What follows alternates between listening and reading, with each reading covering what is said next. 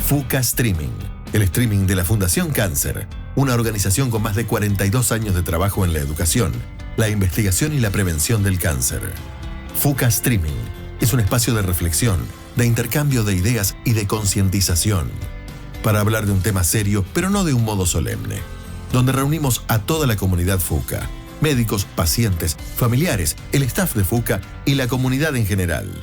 Bienvenidos todos y todas a FUCA Streaming. Muy buenas tardes, país. Bienvenidos a FUCA Streaming, el programa de la Fundación Cáncer, programa número 6 del ciclo correspondiente a este 23 de marzo de 2026.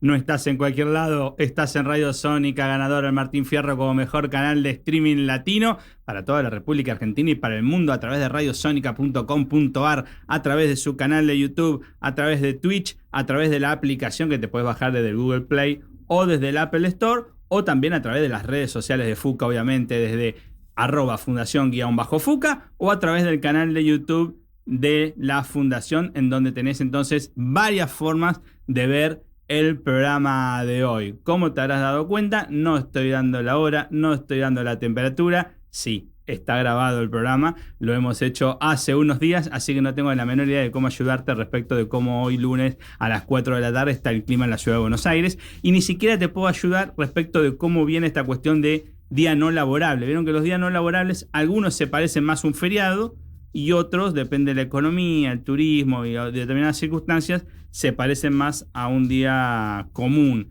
Bueno, lo que está sucediendo hoy no te lo puedo decir. Eso sí, vamos de un tirón, sin edición, grabando un falso vivo, con la adrenalina que supone hacer FUCA Streaming sin red, que es la que nos empuja y la que nos gusta hacer acá durante todo el ciclo. Está el señor Gonzalo Cabral en la operación técnica y está Denise Nesti prácticamente, digamos, acá en su rol de productora ejecutiva asociada, esperando a Daniela Calegari, pero ya asentada, digamos, en el rol, mucho más segura. Llegó antes que el conductor a la radio, manejaba las rutinas, ¿no? Se animó a hacer una rutina con letra 5 de tamaño y confiando en el conductor. Todas cosas muy, muy, muy lindas, muy bonitas. Bueno, está ya conectada nuestra invitada de hoy, así que hacemos el pisador y volvemos para arrancar con la entrevista del día, sin antes agradecer justamente a la empresa Omics, que está apoyando directamente al Fellow de Mastología. Su compromiso con la formación profesional y el desarrollo en el área de salud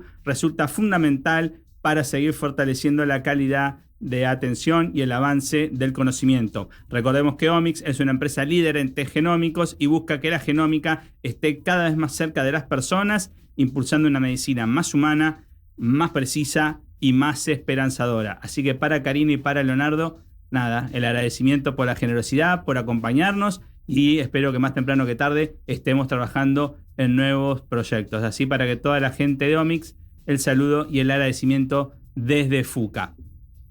Vamos, pisamos y volvemos con Laura Rolfi. En FUCA tenemos los mejores profesionales en oncología, y eso implica una responsabilidad: acercarle a toda la comunidad el conocimiento de nuestros expertos.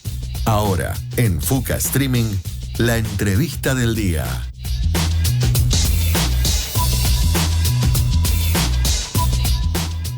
Bueno, entonces está Laura enganchada desde Córdoba. ¿Ya la tenemos? Hola Laura, ¿cómo va? Estoy. ¿Cómo les va? Buen día. ¿Todo bien?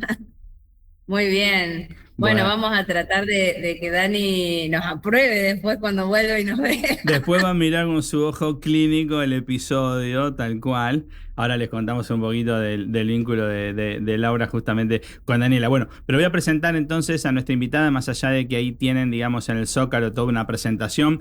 Laura es traductora de inglés, especialista en comunicación en salud. Actualmente es la CEO de Share Life Science, una empresa con más de 15 años de trayectoria en lo que tiene que ver con la intersección entre el lenguaje, medicina e investigación clínica. Ha liderado proyectos internacionales de traducción médica, localización y validación lingüística de los materiales que se elaboran para pacientes, y también está mucho en lo que tiene que ver con el movimiento de la comunicación clara en salud, promoviendo justamente una mirada estratégica sobre cómo se diseñan los contenidos médicos y de investigación clínica. Y bueno, y además fue docente de la Universidad Nacional de Córdoba y vamos a charlar un poquito de todo eso. Así que Laura, primero que todo, agradecerte que estés conectada y acompañándonos a hacer el programa de hoy. Bueno, muchas gracias a ustedes por la invitación. La verdad que me pareció un tema súper interesante y súper relevante para traer a la mesa, que no siempre se trae. Así que creo que va a estar bueno. Bueno, pero arranquemos un poco. Contame de cómo fue esta formación, en qué momento decidiste convertirte en traductor y cómo fue el traductorado llevándote, digamos, el derrotero profesional también a una mirada de la comunicación en general. ¿Y qué es lo que te resulta atractivo de esto que se denomina la intersección entre la comunicación y la medicina? Bueno, en realidad cuando entré a estudiar traductorado no sabía ni lo que iba a estudiar. entré queriendo ser profesora de inglés. Claro. Y tenía 17 años y firmé mal el formulario.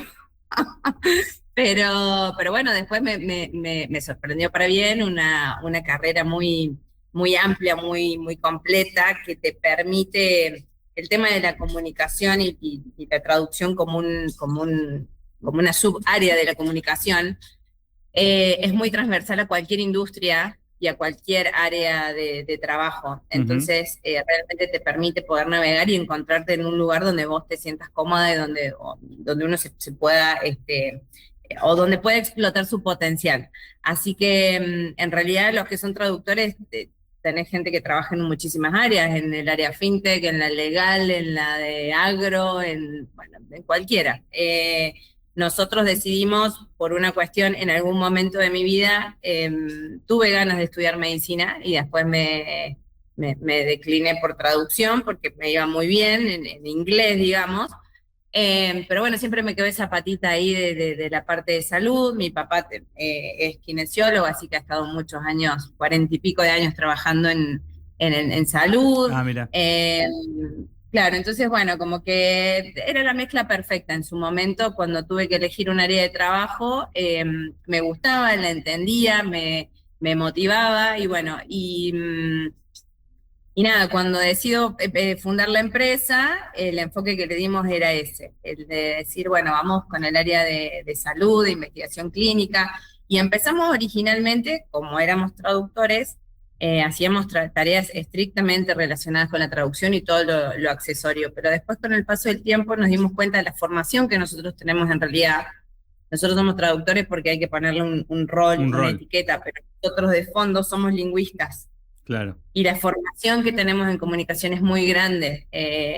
Entonces, ahí empezamos a ver, en nuestro propio trabajo día a día en la cancha, empezamos a ver fallas en la comunicación y dijimos, bueno, alguien tiene que poder de alguna manera reducir esta brecha, y ahí es donde empezamos a trabajar nosotros y a querer entrar a ver cómo podíamos hacer. Mientras estamos viendo algunas fotos con ese tema, sí. de algunos lugares donde has estado últimamente, o exponiendo, o dando clases o charlas y demás. Entonces, Sharpline, ¿a qué se dedica hoy? Más allá, digamos, de las traducciones. Sharpline ahora lo que está haciendo fue un cambio de foco que ahí fue también... En realidad tuvimos un punto de quiebre, digamos, o un punto de inflexión en la pandemia, donde ahí encontramos verdaderamente el valor social que tenía el trabajo que nosotros hacíamos. Pues por ahí empezamos jóvenes, uno dice, bueno, tenemos una empresa, hacemos esto, obviamente brindamos un servicio o varios servicios, pero en la pandemia nos dimos cuenta del valor social que tenía lo que hacíamos, porque mientras el mundo estaba encerrado, nosotros trabajábamos, no nos daban las manos para trabajar y entendimos el impacto que tenía lo que nosotros hacíamos, porque por ejemplo había que probar todas las vacunas y era todo para allá y era para mañana y realmente nosotros ese primer periodo donde se estaban evaluando las vacunas y demás, realmente no dormíamos. Porque había que sacar todo ya, todo era urgente, todo, y de alguna manera... Una urgencia.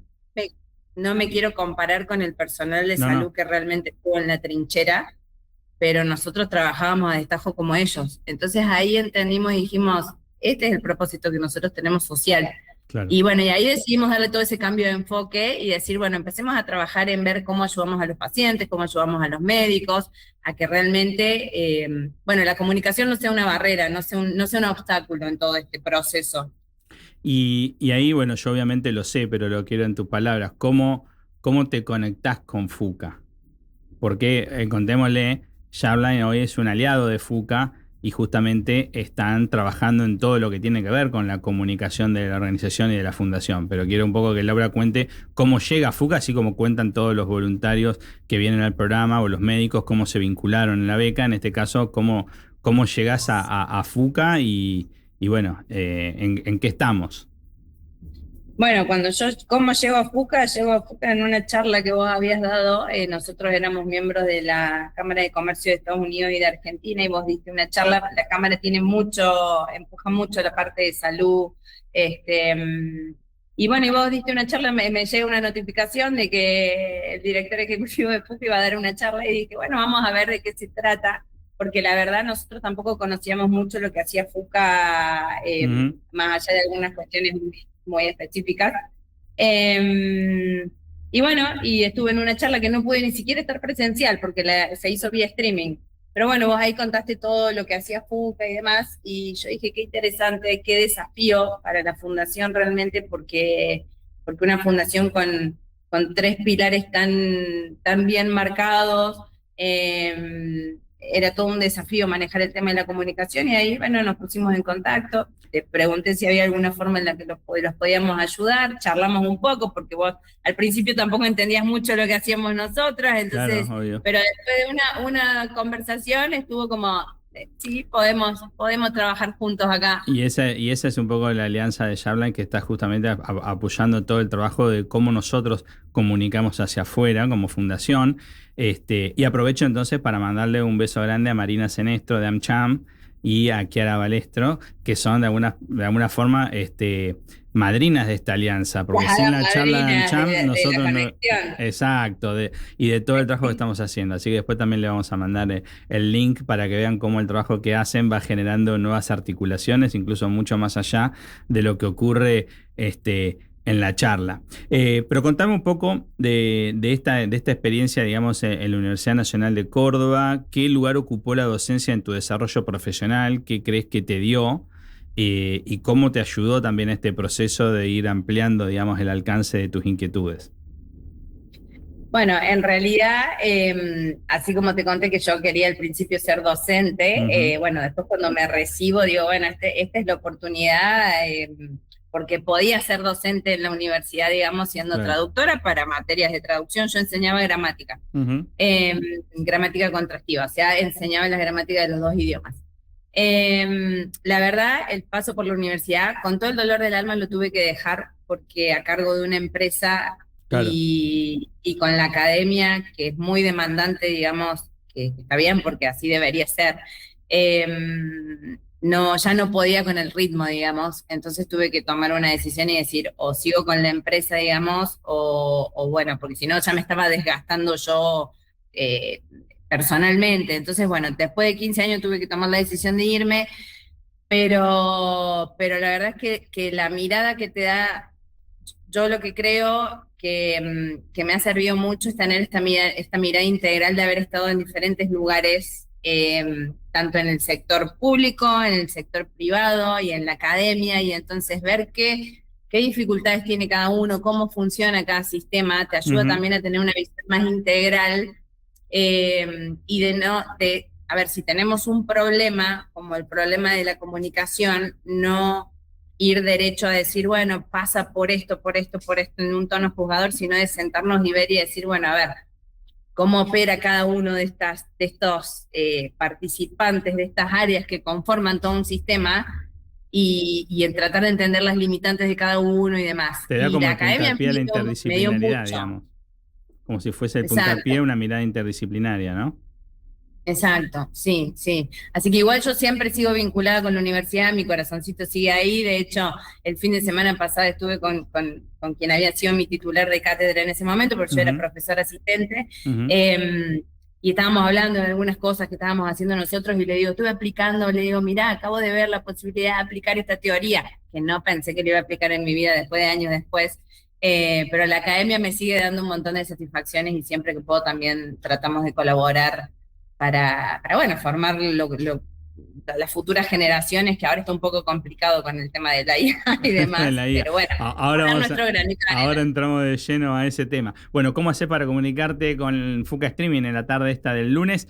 11 22 62 77 28 y si no, por email a info@fuca.org.ar o por Instagram en @fundación_fuca. Me está faltando la referencia de los minutos. Yo casi le diría que deben ser las 4:22, las 4:21, ponele más o menos, pero bueno, tiene que ver justamente con cómo estamos elaborando el programa de hoy. Así que bueno, ahora pasamos directamente al tema del día. Vamos a hablar un poquito de comunicación con Laura y van a seguir los paralelismos, porque yo, Laura, también entré a la charla de periodismo, pero después a la salida había una charla más, me confundí, entonces terminé estudiando Relaciones Internacionales y después estoy acá dentro de un estudio de streaming, porque se ve que alguna cosa me quedó de la primera charla informativa que fui a la facultad. Y también, en mi caso son 21 años como profesor y me está costando muchísimo la compatibilidad con la dirección ejecutiva de Fuca, por esto que contabas vos. Bueno, ya volvemos.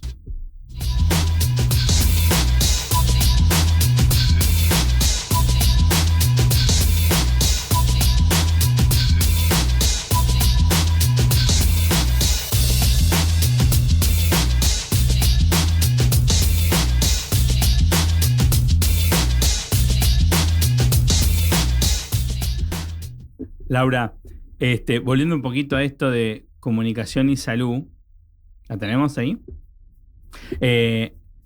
Cuando llega, digamos, el momento de analizar, para vos, ¿cuáles son los riesgos o los problemas más grandes si la comunicación no es clara, digamos, entre el médico y el paciente? ¿Cuáles crees vos que son los riesgos que más rápido hay que correr o los obstáculos que más rápido hay que sortear? Porque pueden después generar un problema. ¿Cuál es el desafío en todo eso? Bueno, en realidad el riesgo más grande lo tiene el paciente, en realidad, porque estamos hablando de la salud de los pacientes y una comunicación que no sea clara, que no sea adecuada, en realidad, va a repercutir o se va a traducir directamente en algún resultado en la salud de un paciente. No tiene que ver ni siquiera si estamos hablando de pacientes con enfermedades ni severas, ni terminales, o sea, estamos hablando por ahí capaz que una gripe y bueno, puede terminar en alguna cuestión compleja de salud por falta de comunicación. Eso es lo primero, digamos, o sea, el primero que se ve impactado en todo esto es el paciente. Ahora bien, después todo eso lo podemos empezar a ir trasladando a otros estratos y, por ejemplo, un paciente que por X motivo no entendió lo que tenía que hacer o no entendió cómo seguir un tratamiento o no entendió, tiene que volver y ser readmitido en el hospital, quizá haya que hacerle otro procedimiento. Bueno, todo eso implica una sobrecarga a un sistema de salud que ya está saturado de por sí. Por un montón de cuestiones, y que no es algo que pasa solamente aquí en Argentina.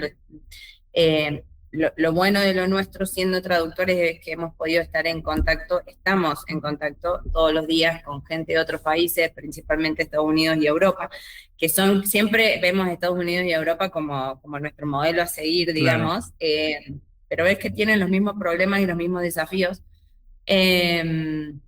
Entonces, para mí, el riesgo más grande es qué pasa con la salud del paciente en todo esto, porque después ese paciente, más allá de cuestiones de salud, traslada todo eso a su casa, tiene familias. Atravesar un problema de salud es muy complejo desde muchas aristas. Entonces, la falta de comunicación o la falta de comunicación clara impacta directamente en todas esas áreas. ¿Y cuáles crees vos que son las claves para... Nosotros nos ponemos los dos, ¿no? Los dos no médicos hoy, haciendo este programa, le entramos al programa de hoy desde la comunicación, más que de la cuestión estrictamente médica o de la comunicación en el ámbito de la salud, pero desde este lugar. ¿Cuáles crees vos que son las claves más importantes a la hora de establecer, digamos, un vínculo que sea dinámico y que sea, como decís vos, claro en la comunicación para evitar, por ejemplo, la cantidad de fake news que andan dando vuelta respecto de esto? Bueno, lo que pasa es que ahí hay que hacer un montón de trabajo de docencia, que eso es algo que estamos tratando de hacer con Sharpline. Pasa que no es tan fácil y no se puede hacer de la noche a la mañana y necesitas mucha colaboración, así como por ejemplo el FUCA o de asociaciones civiles como las de ustedes o del mismo gobierno con los ministerios de salud o de la academia. O sea, necesitas empezar a articular con muchas instituciones, porque en realidad acá hay que hacer dos tipos de docencia. Una con el paciente, Sí. de explicarle al paciente y decirle, mira, todo esto que vos ves, o sea, el tema de la fake news no es algo que sea exclusivamente del ámbito de salud, digamos. Sí, no, obvio, claro. Pero sí nos ha pasado de hablar con comunidades de pacientes donde te dicen, yo no sé a dónde buscar información confiable. Entonces hay que empezar a entrenar, a hacer docencia con esos pacientes y decirles, bueno, mira, este tipo de sitios sí tienen información confiable, pero muchas veces los pacientes no saben. Entonces vos, por ejemplo, no sé, tenés página, de repente si vos le decís, mira, vas a la página del gobierno o al Ministerio de Salud, o en Estados Unidos, por ejemplo, hay muchos recursos que son oficiales, que están traducidos al español. Bueno, podés chequear acá, porque hoy la verdad es que a mí me ha pasado de ver incluso amigos que con ChatGPT están y le suben la foto, mira, tengo esta cosita acá y van con el diagnóstico. O sea, eso ha sido como un acelerador de justamente que se deje totalmente de lado el proceso de comunicación, porque total yo ya vengo con un diagnóstico casi hecho, te dicen los pacientes. Hay que hacer como que el médico tiene que revertir o ratificar o rectificar una primera impresión que ya está en el mapa cognitivo de la persona, y es lo que la inteligencia artificial le ha dado en la casa de él, ¿no? Ahora, ¿eso se resuelve solamente con alfabetización digital o además harán falta otras cuestiones, digamos? Yo creo que la alfabetización digital es como peón 4 rey, pero no es todo el juego. No, y ahí creo que hay otra pata que es muy importante y es la pata de la docencia con el médico. Entonces, porque digamos, vos entras, te pongo un ejemplo en un consultorio. El médico, por eso te digo, es una situación muy compleja, porque vos cuando hablas con los médicos, yo he hablado con médicos, he hablado con pacientes y escucho las dos campanas. El médico cuando está ahí, la verdad es que está en un sistema saturado donde tiene quizá 10 minutos para una consulta, y entonces viene y necesita, y le meten sobre turnos, y es como, bueno, esto, porque ¿cuántas veces estamos? Estamos por ahí 2 horas en la sala de espera, y cuando vos llegaste dentro del consultorio, vos decís, a mí me atendió 5 minutos, y vos decís, esto tenía solución en 5 minutos, pero es porque hay un sistema saturado. Entonces el médico hace lo que puede con lo que tiene ahí, digamos. Pero a su vez, ese espacio en el consultorio, ese espacio de la consulta, y si no fuera el consultorio en una llamada de telemedicina o lo que fuere, debería tener un poco más de tiempo para que el médico pudiera indagar, pudiera explicarle.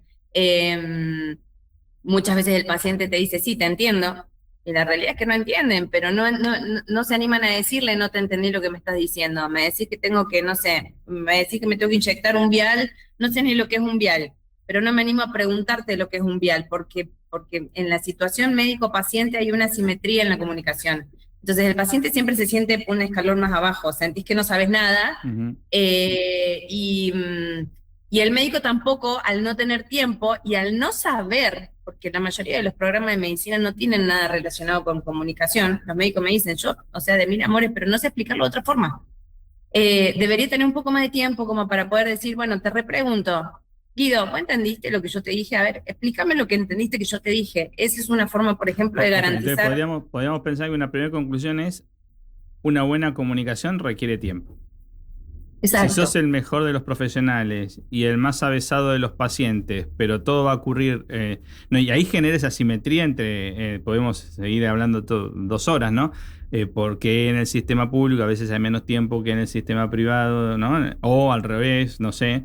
Digo, pero la cuestión del tiempo en el efector, todo vínculo y toda buena comunicación en este tema va a requerir de tiempo.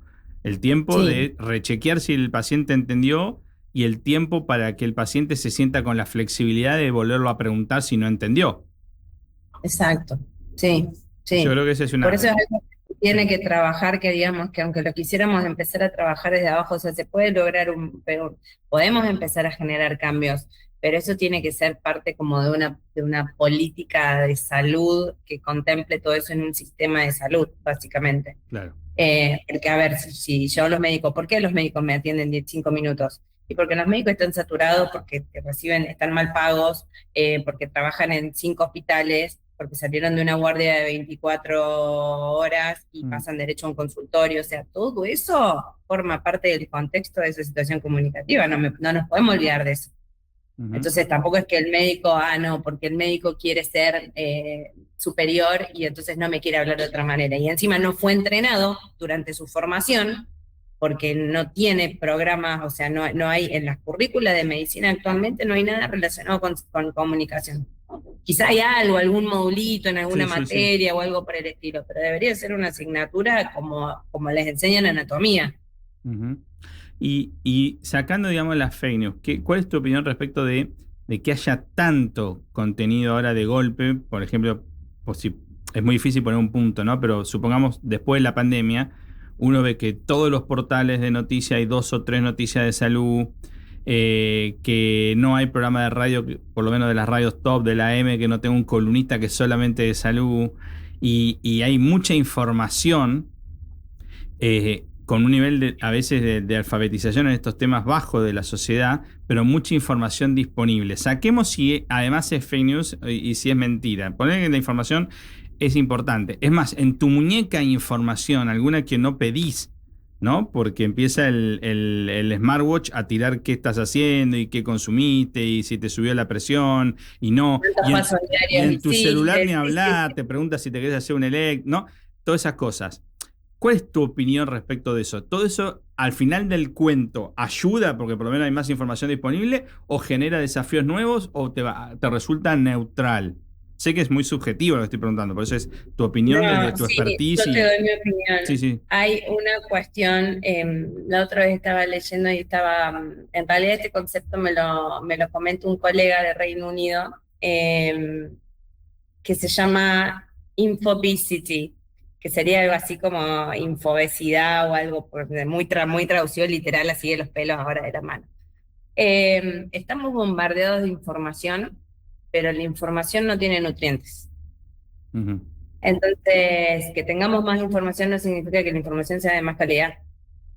Y para mí el efecto que se logra es el contrario, porque se minimiza, se banaliza, es como que da lo mismo. O sea, si a mí ChatGPT vino y me dijo, no, mira, me ha pasado, tengo un amigo, ni siquiera te estoy, porque acá empiezan un montón de variables y vos tenés que ver los niveles de educación.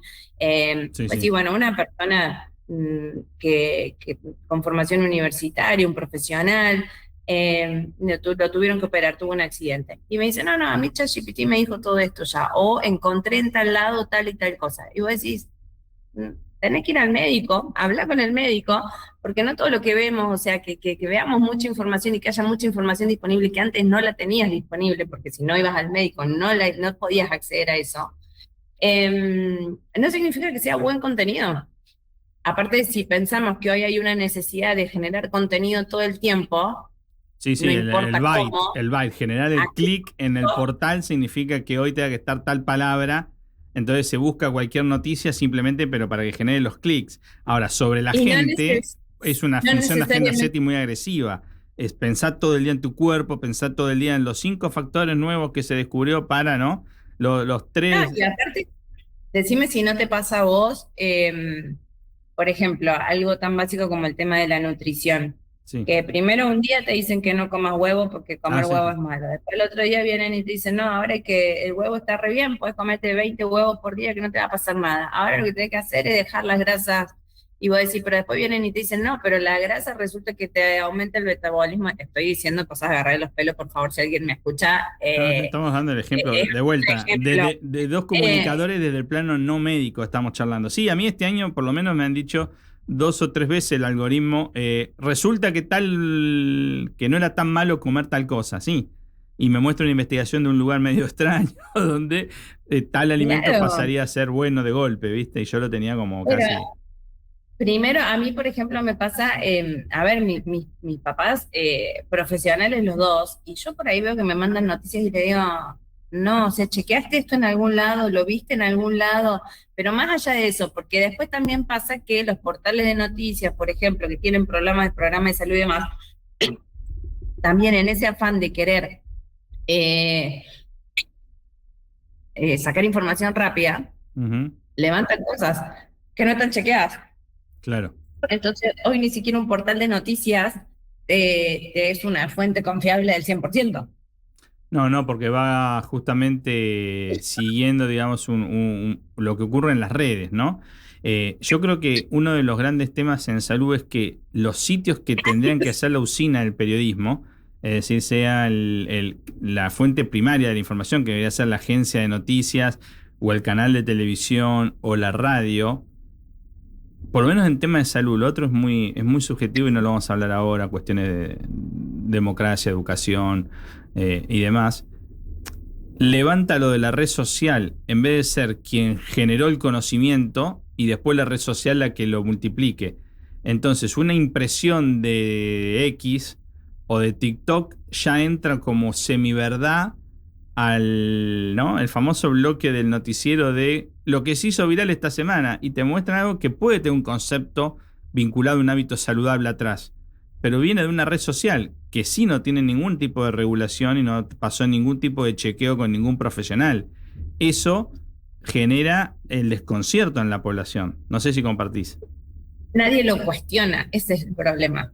Claro. Nadie lo cuestiona, se toma como una verdad dada, ¿me entendés? Lo veo en el portal X, que tiene cierta reputación después de 100 años de estar en los medios, y vos decís, no, pero mirá, lo vi acá. Entonces, nadie lo cuestiona. Yo lo que veo es que nadie cuestiona la información. Claro.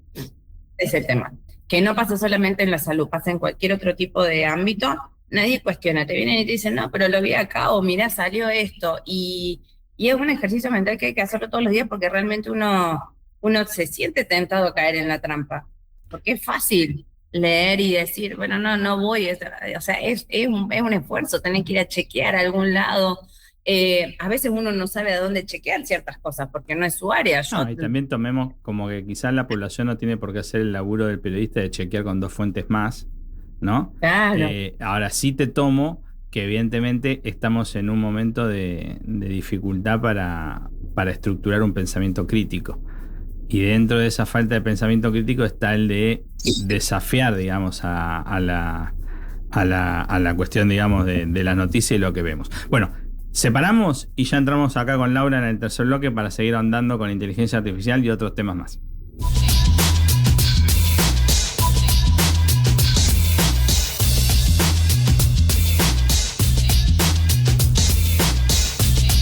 Fuka Streaming, 42 años de historia en el lenguaje del presente.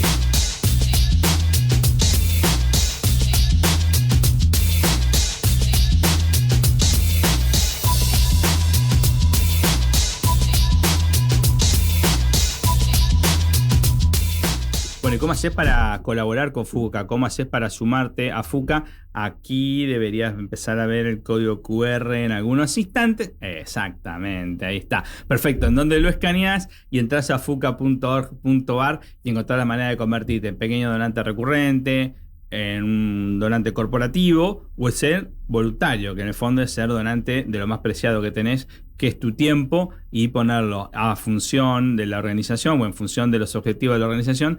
Es una manera de ayudar también muy efectiva a la misión de Fuka, que sigue siendo obviamente la reducción de la mortalidad por cáncer, ¿eh? Bueno, ¿está Laura de vuelta allí conectada para seguir charlando? Che, Laura, Seguimos. Ahora vamos para el otro lado. ¿Qué cosas positivas le ves a la inteligencia artificial? Si no, nos van a decir que la hemos vapuleado, lo cual lo hemos hecho entre los dos. Yo soy ¿cómo se dice? Completo corresponsable de esta mirada crítica, que está bueno porque muchas veces recibimos acá profesionales médicos que están muy, muy contentos por la cantidad, por la mano que les da la IA en, no sé, aumentar X10 la capacidad de diagnóstico ayudados por la IA, ¿no? Ahora, desde la comunicación puede llegar a ser como un efecto más ambiguo y no tiene nada de malo. Pero demos la vuelta y pensemos también ¿En qué cosa crees vos que sí la inteligencia artificial puede acortar esa brecha o ayudar a mejorar la comunicación entre el profesional de la salud, sea médico o cualquier otro, digamos, otro rol, o incluso en la gerencia, digamos, digamos, el sanitarista o el directivo de una institución de salud y el público general, que puede ser paciente o familiar o simplemente una persona que integre esa comunidad que se vincula con el efector de salud? Bueno, a ver, no, yo no soy detractora, digamos, no estoy en los extremos. O sea, de hecho la usamos a la inteligencia artificial para trabajar. A nosotros también nos ha ayudado un montón en un montón de cosas, siempre con un uso moderado y crítico, digamos, y siempre teniendo en cuenta cuál es el objetivo con el que nosotros lo vamos a usar. Yo creo que la clave de la inteligencia artificial está ahí, saber no disparar como loco y decir lo usamos porque lo usamos, sino realmente que tenga un propósito claro y definido. En el tema de la comunicación, a mí hay algo que me preocupa sobre la inteligencia artificial, que es que los modelos, cualquier modelo de inteligencia artificial está basada en un modelo anglocéntrico de comunicación.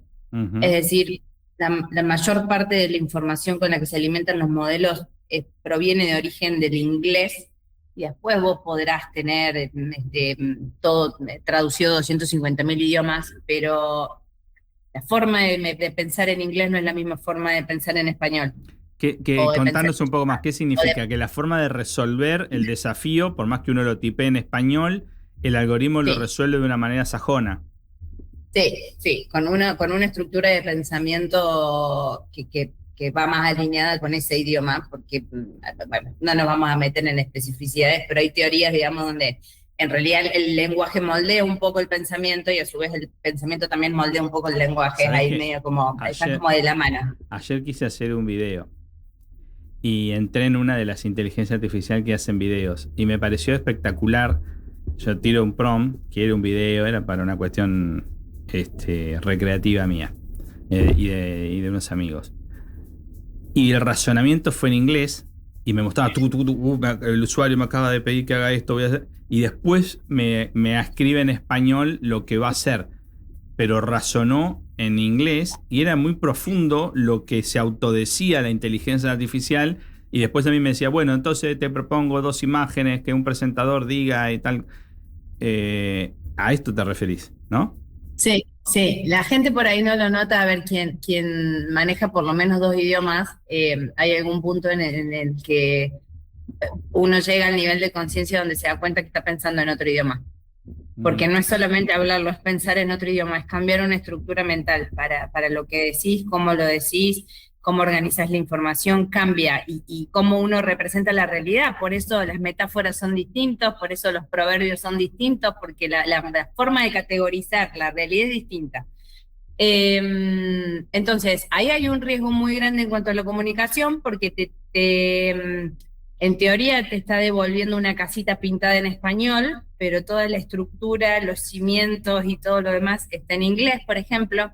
Entonces, quizá no llegas al paciente como tenés que llegar, eso como negativo. Ahora, buscándole algo positivo a todo esto, que siempre hay, yo creo que, por ejemplo, es una muy buena aliada en esto que vos mencionás y decís, bueno, ¿podemos decir que el tiempo es un factor acá que afecta mucho a la comunicación? Sí. Entonces, la IA nos aceleraría, por ejemplo, que un paciente pueda, de antemano, suponete que vos sabés, acá pensando en FUCA, que trabaja exclusivamente con oncología, y vos decís, che, mira, yo mañana tengo que ir, me tienen que dar el resultado de la biopsia. Entonces yo como paciente me puedo adelantar, porque el paciente inevitablemente ya se está adelantando en la cabeza porque piensa todos los escenarios posibles, ¿no? Ahí entra la parte psicológica y demás. Pero entonces yo ya puedo ir viendo que la IA me diga, bueno, mira, puede que te digan este tipo de palabras, que te ayude a pensar qué tipo de preguntas le deberías hacer vos al médico.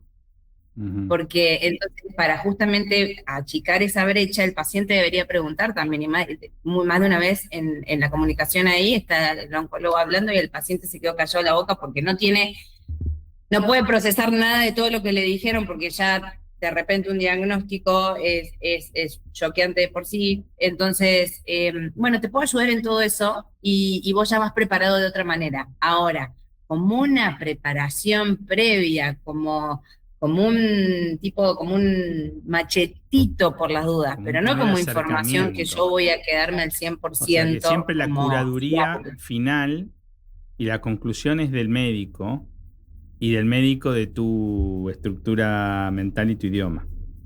Exacto. Que pueda de alguna forma desarmar esos cimientos que estaban en otro idioma o que te llevó a presentar las preguntas de una manera y que la última bajada lo haga, digamos, el profesional médico y no al revés, ¿no? Que vos salgas del consultorio a ver si la ChatGPT le dio la razón o no al profesional. Exacto. Además, la IA tiene una cuestión que al menos hasta ahora a mí me cuesta un montón no hacerla que no sea complaciente con lo que yo le digo. O sea, yo cada vez que le digo algo me dice, todo lo que vos me decís es una maravillosa idea, Laura, esto es perfecto, esto no sé qué, todo es divino, todo es color de rosa. Y yo digo, en algún punto me vas a decir que estoy equivocada, decime si te parece que estoy equivocada. Hay todo un deporte ahora en TikTok de hacerla equivocar. Claro. Y hacen muchos videos y todo esto y la pelean y demás, pero sí es como que el sesgo de autoafirmación está multiplicado por 5, ¿no? Sí, en ese diálogo. Entonces yo creo que bueno, lo bueno de eso sería, por ejemplo, un paciente sí preguntando, no diciéndole, decime qué diagnóstico tengo y cómo va a ser el tratamiento y si me van a dar cuántas sesiones de quimio y esto cómo va a ser, sino prepararme para esa cita a la que tengo que ir con el médico, donde me van a dar un resultado. ¿Qué tipo de preguntas debería hacer? ¿Qué puedo esperar que el médico me diga? ¿Cuáles son las opciones que me pueden llegar a dar? En eso sí, como para ir más preparado. Entonces ganás y ahí achicás esa brecha de tiempo. Entonces, el poquito tiempo que tiene de interacción real humana el médico con el paciente va a ser más eficiente porque ya el paciente tiene en la cabeza qué cosas querría preguntar, por ejemplo. Laura, un gustazo, en serio, este rato, haber podido charlar todos estos temas en profundidad. Obviamente que nos quedamos cortos, hay un montón de derivadas, pero creo que estamos haciendo un programa distinto, desde un lugar diferente, que llegamos a la salud y que tiene una mirada más punzante sobre algunos asuntos, porque en el fondo creemos que toda esta cantidad de información, como decías vos, esa obesidad de información, requiere cosas que en esta sociedad a veces faltan, ¿no? Que son pensamiento crítico, el tiempo, y ni nos hemos metido en el plano del empatizar y en el plano de poder entender cómo emocionalmente llega al otro ese diálogo y demás. Pero bueno. Tenemos que hacer varios episodios de eso. Tenemos que hacer un episodio de eso como para ir desentrañando. En el mientras, nada, para FUCA es un gusto trabajar con lingüistas y con profesionales como vos y con todo el equipo que el otro día llegué a conocer a algunas de las chicas en mejorar nuestros contenidos, en mejorar nuestra forma de explicar lo que hacemos y bueno, y eso obviamente es también parte de lo que queríamos reflejar hoy con este programa y de la alianza que existe entre Sharpline y FUCA. Bueno, muchísimas gracias por la invitación y de verdad, en serio, creo que esto hay que hablarlo largo y tendido y ustedes también nos dan una mano muy grande en poder darle visibilidad y traerlo arriba de la mesa, porque por ahí está como que no se te presta mucha atención. Así que bueno, nada, seguimos colaborando. ¿Querés dejar las redes sociales de ustedes?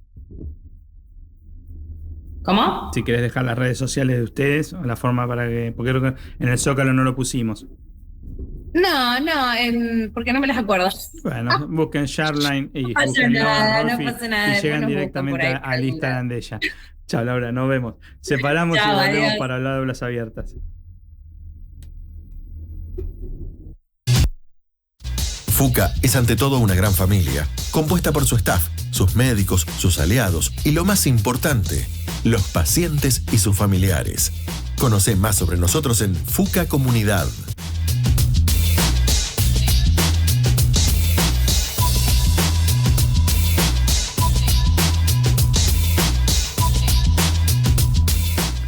Bueno, ¿cómo haces para comunicarte con FUCA? Muy fácil, info@fuca.org.ar, pero si es por el programa Aulas Abiertas, lo haces en administración@fuca.org.ar.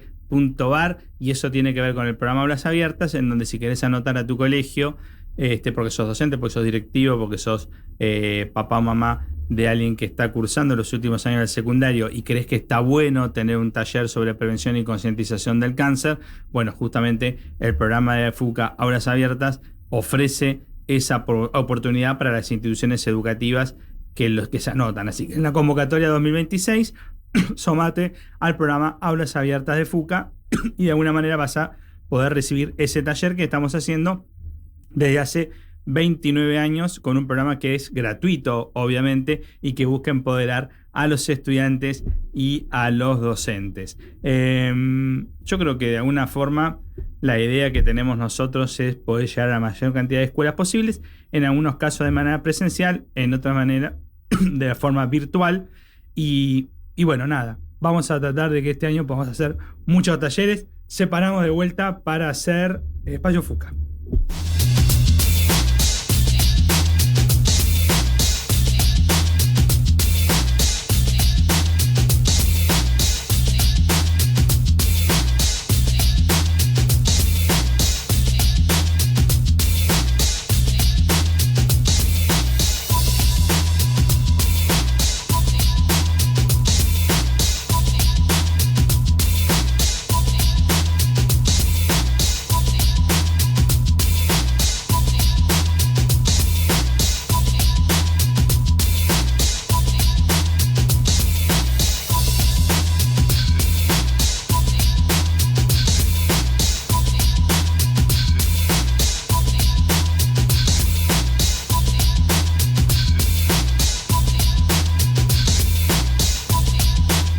Están diciendo que si acá estoy ahogado y la quería en vivo, tengo que volver igual. Y acá estamos entonces, ¿no? No, esto es la famosa cuestión que no estamos ni en verano ni en otoño. Entonces arranqué casi con calefacción y un pulovercito en Ezeiza. Y vengo acá al estudio y tengo el aire por necesidad, porque hace un calor impresionante, por lo menos el día que estamos grabando este programa.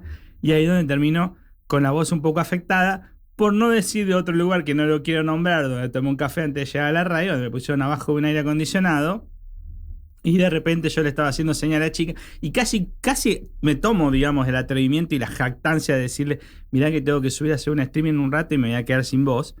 No me dio por no hacerme el figurita o el hombre de los medios, no dije nada, y chupé frío en demasía, que pasa después, el momento de grabar, la factura correspondiente.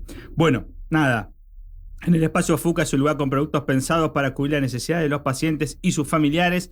Te esperamos en el espacio FUCA, ubicado en la planta baja de la entrada del Instituto Alexander Fleming. Marta, Susana y Abril justamente te van a asesorar en lo que necesites, y en realidad lo que vendemos allí, o lo que en realidad intercambiamos por una donación, son objetos muy vinculados a lo que significan los tratamientos o el tránsito por un tratamiento de alguna de las patologías oncológicas. Entonces allí van a encontrar distintos elementos que se corresponden incluso con la eventual situación de personas que están haciendo un tratamiento o están internadas y demás.